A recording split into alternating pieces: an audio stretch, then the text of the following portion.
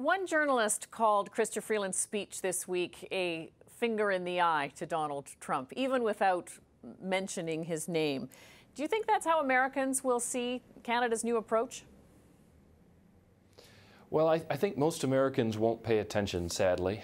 They'll see this either, if they don't like Donald Trump, as a sort of sign that the world is rejecting the direction we're going, and they agree with that, so they'll cheer this kind of bold statement. And I think the rest of Americans, if they pay attention, will feel somewhat sad because the U.S. is trying to lead, but it's leading in a direction that is at odds with what the Obama administration was doing. And there may be some hope that the rest of the world might try to compromise with that. So on the Paris Accord, perhaps another round of environmental talks that would bring the U.S. back in, or on the Trans-Pacific Partnership, a negotiation to bring the Americans back. So I think either way there'll be some measure of disappointment, but at the same time, I don't think Americans will take particular offense. They'll see Canada as having very few options.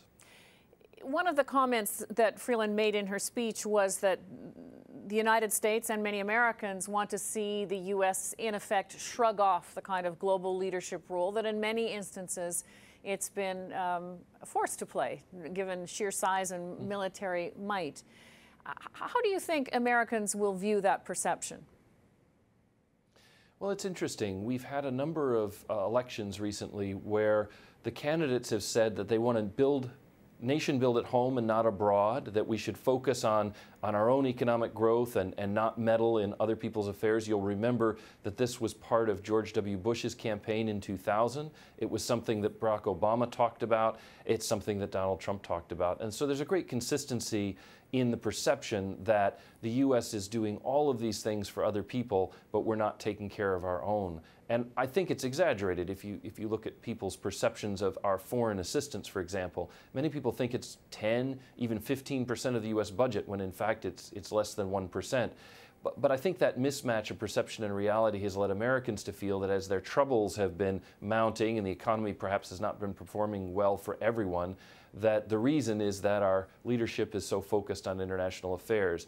Certainly, I think most presidents, Barack Obama and George W. Bush most recently, find towards the end of their years that foreign policy is the one area where they are less encumbered by Congress, where they have more freedom to take positions. And so they do seem to spend a lot more time on international issues, particularly in the end of a second term, than they do on domestic issues. I think some of that legacy is now affecting Trump, who's he and his administration trying to focus much more on the American heartland.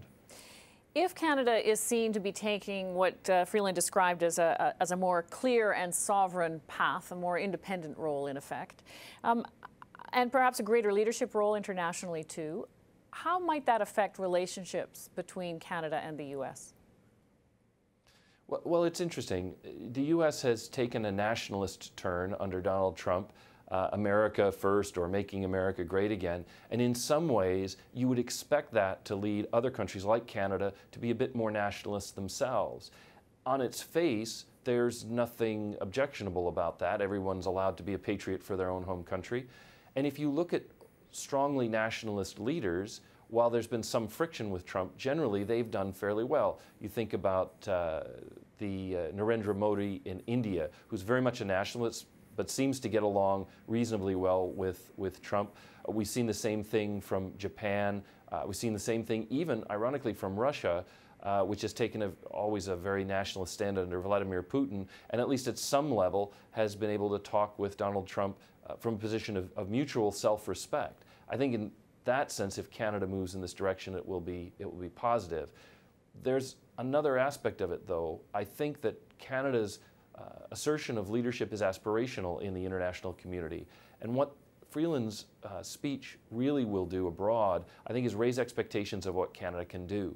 And that's where the Defense Policy Review and the new commitment to funds on defense will play into this perception that Canada is back and Canada is willing to take a leadership role. But that for many countries, that means spending money, whether it's at the UN or in development assistance, joining causes that are important to the international community. And as those high expectations abroad of Canada playing a bigger role escalate, Canada may find it hard to actually deliver on that high expectations.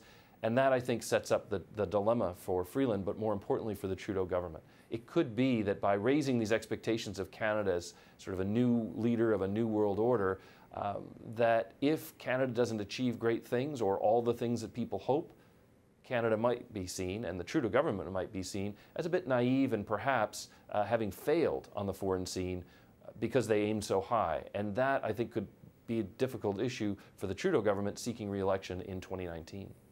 Chris, thank you so much for your expertise and insight on this. You're absolutely welcome. Thank you, Alison.